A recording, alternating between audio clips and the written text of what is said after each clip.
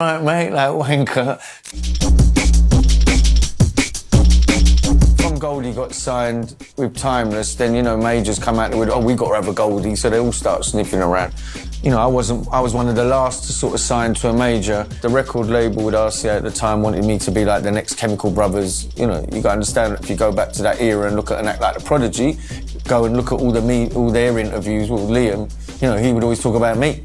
You know, he was very influenced by me, my DJ, and I was very flattered, you know.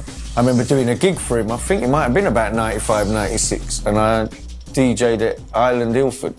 And as I was DJing, there's like a box on the stage behind me, and they kept poking their heads out, going like this.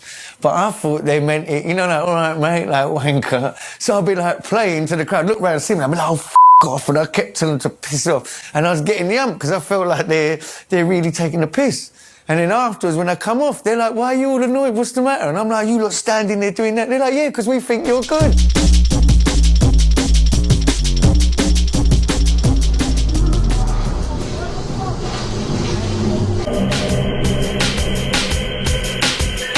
When we won the America in 1997, it was something that was a shock, not just for us, but for the whole scene. It was at that point when you just knew that this music was about to blow up. MTV got involved, they picked up the music, they started showing videos, people like Adam F was being on MTV, there was people like DJ Rap was being rotated, Groove Rider, and Fabio was on Radio 1. The thing was starting to really, you know, take life.